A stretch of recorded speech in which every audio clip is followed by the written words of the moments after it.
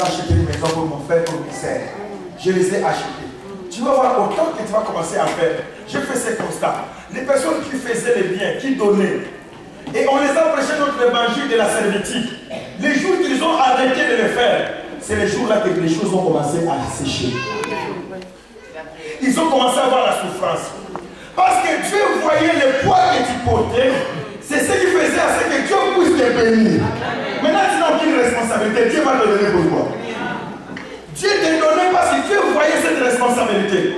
Mais on n'a pas dit que ça puisse atteindre un niveau excessif. Mais je le fais parce que le besoin est là. Mon frère doit être bien. Ma soeur doit être bien. Quand on doit me présenter ma soeur quelque part, il ne faut pas qu'on vienne m'injurier par rapport à ma soeur. Je dois tout faire, les niveaux que j'ai, que j'amène les autres. C'est même à l'église. Si tu es un enfant de Dieu, tu dois tout faire. Les niveaux que moi j'ai, que mon passé puisse aussi atteindre ces niveaux. Que les fidèles de mon église puissent atteindre aussi les niveaux. C'est pourquoi vous savez qu'il y a certaines églises, ils embauchent au travail que les gens de leur église. Parce qu'ils veulent que ces gens puissent être bénis. Ça fait la joie bien aimée quand les gens sont bénis à travers toi. Quelqu'un peut dire béni à travers moi. Béni à travers moi. Encore béni à travers moi. Béni à travers moi. Je te dis bien aimé, ta famille sera bénie à travers toi. Je dis encore ta famille sera bénie à travers toi. Encore, j'insiste encore, ta famille sera bénie. Tu donneras du poids à ta famille. C'est pourquoi je vous ai dit bien aimé, avec la charge que nous avons, Dieu ne peut pas nous donner une petite bénédiction. Jamais. Là, tu n'as pas compris Dieu. Alors, Dieu va continuer. Abraham va maintenant comprendre quelque chose qui est très important. Quand Dieu lui a donné, après, verset 4,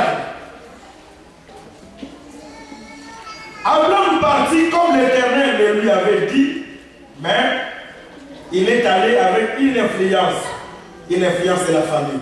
Verset 7, l'Éternel apparaît à Abraham et dit, je te donnerai ce pays. Et je bénirai ce pays à ta postérité. Après avoir écouté ces paroles, Abraham bâtit là un hôtel à l'Éternel qui lui était apparu. Tu dois retenir ceci.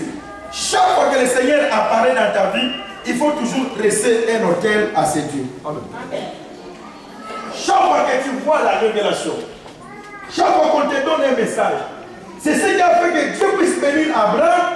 Chaque fois qu'il recevait quelque chose de Dieu, il allait offrir une offrande à ses dieux. Il allait faire un hôtel à ses dieux. Il se disait, Seigneur, qui suis-je pour bénéficier de cette faveur dans ma vie?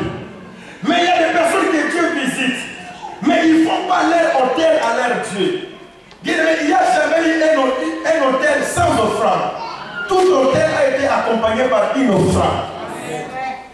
Dieu te donne un message. À cause de ce que Dieu me fait, je vais bâtir un hôtel à ces dieux. Je vais faire quelque chose par rapport.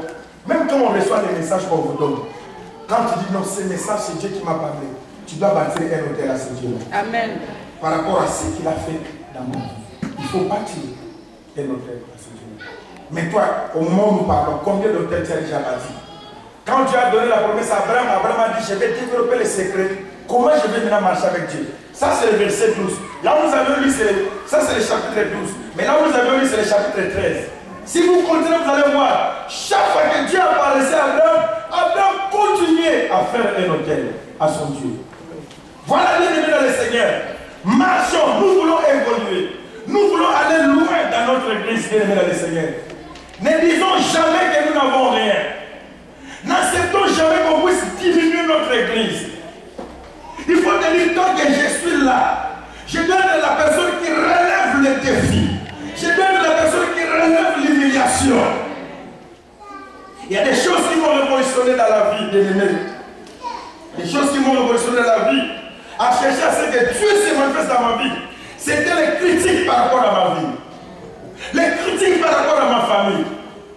Bien-aimé dans le Seigneur, pourquoi tu laisses ta famille? Pourquoi tu laisses ton église être critiquée par rapport à quelque chose? Mais toi, tu es là. Dieu ne va pas aller ailleurs. Dieu ne va que t'utiliser toi qui es dans cette église. C'est pourquoi, bien aimé, nous étions en jeûne de prière. Nous étions en train de prier notre Dieu.